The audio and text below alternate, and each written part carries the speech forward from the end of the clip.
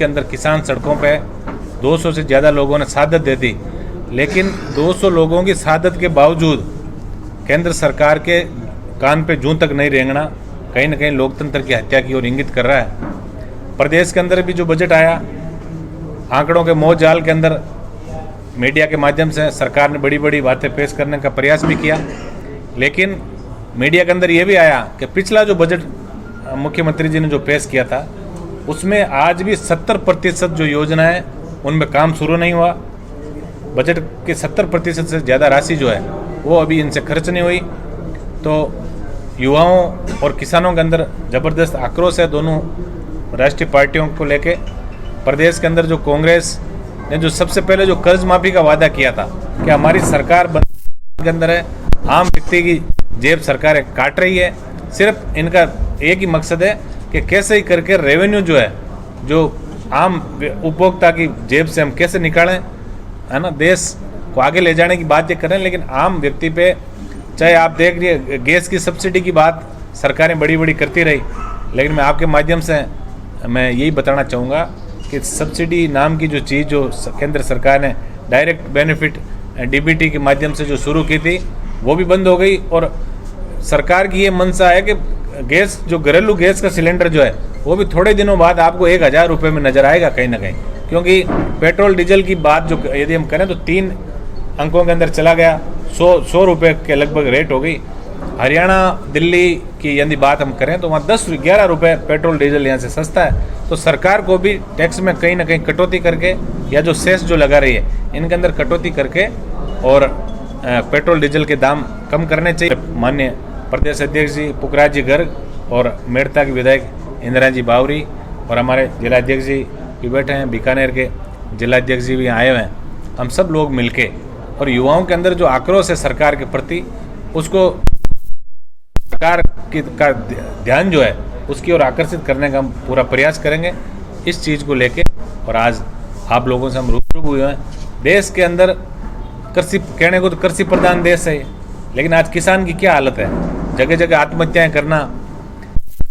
जैसी संस्था जो देश के अंदर राजस्थान की जो आरपीएससी जो है उसका सर्वोच्च स्थान हुआ करता था कभी, लेकिन आज हालात क्या है, पेपर आउट हो रहे हैं, नकल गिरोह बन गए इस प्रदेश के अंदर।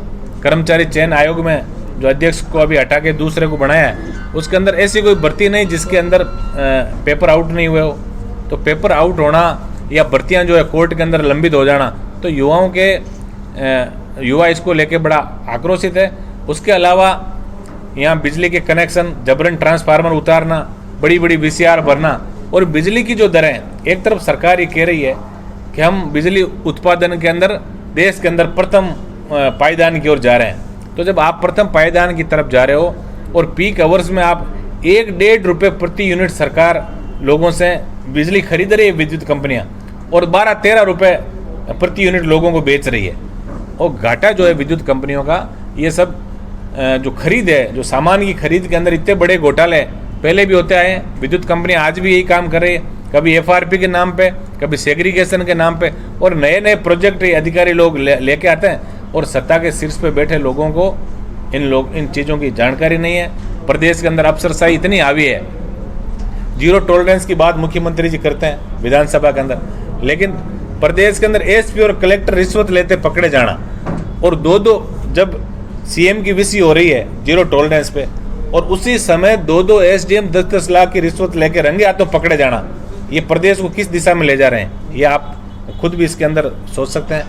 मैं प्रदेश के युवाओं से, अब मीडिया के माध्यम से भी ये मैं प्रदेश के युवाओं से आह्वान करूंगा। विधानसभा में आपने क्वेश्चन उठाया था कि मेरे विधानसभा क्षेत्र में कुछ नहीं दिया गया है, क्या कहना चाहेंगे? नहीं दिया क्यों नहीं गया, हम लेंगे। हमारी विधानसभा के लोग भी तो टैक्स देते हैं, बजट में दिए हमें, एक कॉलेज मिला है और एक सीएससी हमें मिली है। तो नागौर की उठाई थी आपने? कई जगह नहीं मिला, कई जगह नहीं मिला, वो तो वहाँ के जो लोकल प्रत्याशी। बिजली की बात की है तो बिजली की दरें जो बढ़ी है और कोरोना संकट के समय किसानों के लिए ये काफ़ी समस्या थी, क्या आपने विधानसभा में क्वेश्चन उठाया कभी? बिल्कुल, देखिए विधानसभा में हमने एक विधेयक को 100% उठाने का अधिकार है, लेकिन वो धीरे धीरे लॉटरी के हिसाब से आते हैं, अभी इसके ऊपर लगा नहीं। बाकी स्थगन और जो 295 के माध्यम से हमने ये मांग भी विधानसभा के अंदर उठाई है। और हम तो राष्ट्रीय लोकतांत्रिक पार्टी के जो हमारे सुप्रीमो हनुमान जी बेनीवाल, वो तो हमेशा ही इन सब मुद्दों को लेकर लड़ते आए हैं। और हमारी पार्टी तो किसान और जवान के आशीर्वाद से नई पार्टी बनी है और प्रदेश की पहली स्थानीय राज्य स्तर की पार्टी है जिसको मान्यता मिली। बहुत बड़ा संघर्ष युवा साथियों ने किया है और युवाओं और किसानों का आपको नहीं लगता क्या ये किसान आंदोलन है जो ठंडा पड़ गया है? नहीं, ऐसा कोई मैं इसमें नहीं समझता। आंदोलन ठंडा पड़ने की बात नहीं, आंदोलन जारी है, क्योंकि अब इन्होंने पूरे किसानों को जगाने का ये लोग काम कर रहे हैं। और हमने पहले भी हमारे सुप्रीमो ने ये कहा कि चूंकि किसान संगठन जो है वो गैर राजनीतिक आंदोलन की शुरुआत उन्होंने की, पंजाब से इस आंदोलन की शुरुआत हुई और हमने भी हमारे झंडे के साथ धरना वहाँ जारी है और हम किसानों के साथ थे, हैं और रहेंगे। और जब तक ये तीनों कृषि कानून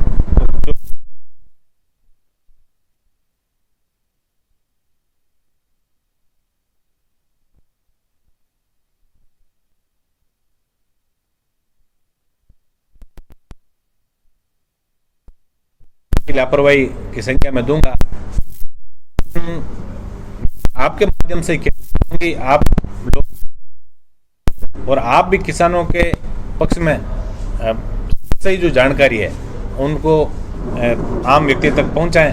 सरकारों में बैठे लोग जो है वो हमेशा ये इतिहास गवा रहा है इस बात का, क्योंकि अब जो आप देख रहे हो कि निजीकरण की तरफ देश बढ़ रहा है। सारी जो पब्लिक सेक्टर की जो उद्योग जो थे उनको कौड़ियों के भाव बेचा जा रहा है। तो कहीं ना कहीं किसान शब्द को खत्म करने की बहुत बड़ी साजिश जो है और कॉरपोरेट घरानों के साथ मिलके और सरकार कर रही है। हम इसको कतई बर्दाश्त नहीं करेंगे।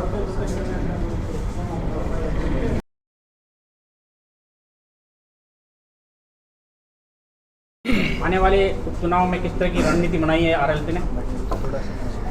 देखिए, अभी 3 तारीख को जयपुर के अंदर हमारे पार्टी के राष्ट्रीय संयोजक हनुमान जी बेनीवाल साहब ने जो पीसी की थी उसमें ये डिसीजन लिया था कि भाई चारों विधानसभा जहाँ उपचुनाव होने जा रहे हैं उसमें पार्टी मजबूती के साथ लड़ेगी। पार्टी की जो नीतियाँ हैं, राजस्थान टोल मुक्त हो, बिजली फ्री हो, किसान की संपूर्ण कर्ज माफी हो, ये जो मुद्दे हैं इस मुद्दों पे, और बेरोजगारों को रोज़गार मिले और रोज़गार नहीं दे सके तो उनको बेरोजगारी भत्ता मिले, ये हमारे पार्टी के मुख्य एजेंडा रहेंगे। और अभी किसानों की जो बात चल रही है, किसानों के विरोध में केंद्र सरकार ने 3 काले कानून बना दिए, उसमें हमारी पार्टी किसानों के साथ है। हमारे राष्ट्रीय संयोजक हनुमान जी बेनीवाल साहब ने इन 3 काले कानूनों के किसानों के पक्ष में एनडीए से नाता तोड़ दिया और 3 कमेटियों से भी उन्होंने अपना इस्तीफा दे दिया था। दूसरे जो अभी कांग्रेस की बात करते हैं, कांग्रेस ने भी बजट के अंदर, वैसे कांग्रेस 70 साल में से 50 साल कांग्रेस का राज रहा, लेकिन किसानों के लिए कोई मजबूत नीतिगत कोई फैसले नहीं ले पाए, किसानों के लिए कोई बड़ी नीति नहीं बना पाए। एमएसपी जिसकी बात कर रहे हैं, किसान अभी एमएसपी की डिमांड भी कर रहे हैं। एमएसपी की सरकार भी बात कर रही है, भैया हम एमएसपी पे किसानों की खरीदारी कर रहे हैं, लेकिन हकीकत यह है कि एमएसपी पे खरीदारी सिर्फ 4% हो रही है, 96% किसानों की एमएसपी पे खरीदारी नहीं हो रही है। और कांग्रेस सरकार ने, पिछली सरकार ने जो किसानों को राहत देने के लिए 833 रुपये की एक सब्सिडी दी थी कृषि उपभोक्ताओं के लिए, लेकिन कांग्रेस सरकार ने उस सब्सिडी को बंद कर दिया था। साल भर किसी तरह की कोई सब्सिडी नहीं दी और अभी बजट के अंदर उन्होंने जो घोषणा की है कि भाई हमने 833 रुपये से 1000 रुपये बढ़ा दिया, लेकिन उसमें एक बहुत बड़ा राइडर लगा दिया कि ये कृषि उपभोक्ता जो सामान्य श्रेणी के हैं और जिनके मीटर लगे हुए हैं, सिर्फ मीटर उपभोक्ता को ही 1000 रुपया पर मंथ है जो सब्सिडी मिलेगी। तो बहुत सारे किसान, करीब 40 से 50% किसान ऐसे हैं जो फ्लैट रेट से बिलिंग जिनकी हो रही है, वो इन 1000 रुपये से वंचित रह जाएंगे। तो जो सरकार अभी है, कांग्रेस सरकार की भी किसानों के प्रति कोई ऐसी नियत सा बहुत बड़ा अघोषित एक धोखा था कि गांधी जी आए थे, उन्होंने 10 की गिनती लेके लोन माफी की बात की थी और कांग्रेस ने कहा था भाई हम किसानों का 2 लाख तक का लोन माफ़ करेंगे।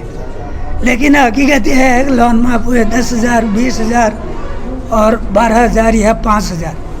वास्तविकता यह है कि जो उन्होंने लोन माफ़ किया है कोऑपरेटिव का, उस कोऑपरेटिव सिस्टम के अंदर किसी भी किसान को 2 लाख का लोन दिया ही नहीं जा रहा है।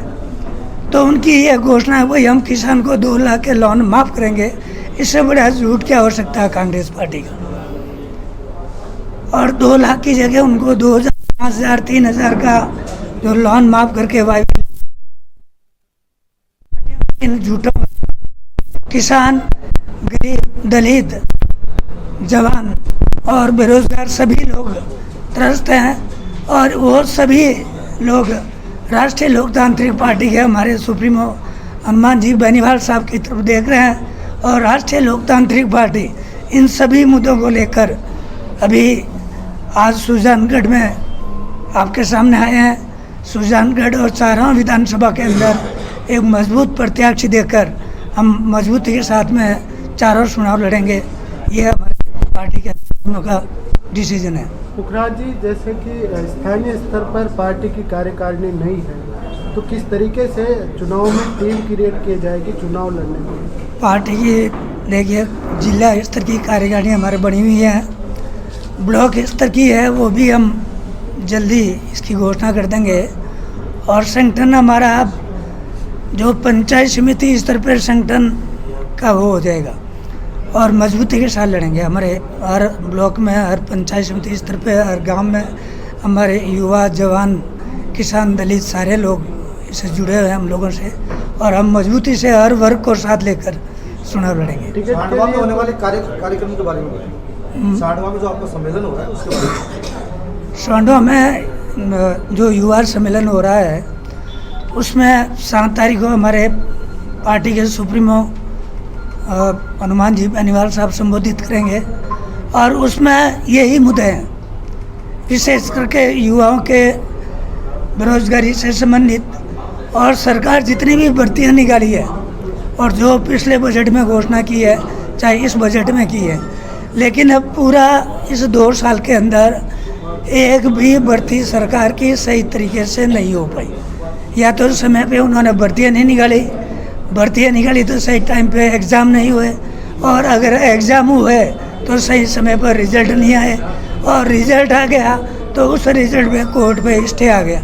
तो ये सारे जो घटनाक्रम है वो ये इंगित करता है कि जो सरकार ने अपना एक सिस्टम बना रखा है आरपीएससी का या कर्मचारी चयन आयोग का, उस सिस्टम में कहीं न कहीं खामी है, उस सिस्टम में गड़बड़ है। जब तक उस सिस्टम में कोई आमूल परिवर्तन नहीं होगा, जब तक ये जो बेरोजगार है इन लोगों को न्याय नहीं मिलेगा, उनको नौकरियां नहीं मिलेगी। कांग्रेस लगातार घोषणाएं कर रही है सिर्फ सुजानगढ़ के लिए अलग से, जबकि इतने साल कुछ नहीं हुआ सुजानगढ़ के लिए, लगातार चुनाव को देखकर घोषणाएं की जा रही है। आप इसके बारे में क्या बोलेंगे? ऐसा है, मैं समझता हूँ आज की तारीख में बेरोजगार युवा, किसान, सभी लोग आपके चौथे स्तंभ के माध्यम से सब लोग जागरूक हैं और सब लोग जानते हैं कि जो अभी घोषणाएं हो रही है वो सिर्फ लोगों को लुभावने वादे हैं। ये वादे कभी उनके पूरे नहीं होंगे। उनको वोट लेने हैं और वोट लेने के बाद में फिर लोगों की सुध नहीं लेंगे, इसलिए फालतू की ये घोषणा कर रहे हैं। लोगों के बुरगला कर उनसे वोट लेने की उनकी नीति है। बाकी अगर यही कांग्रेस 50 साल तक अगर गांव, गरीब और किसान का ध्यान रखती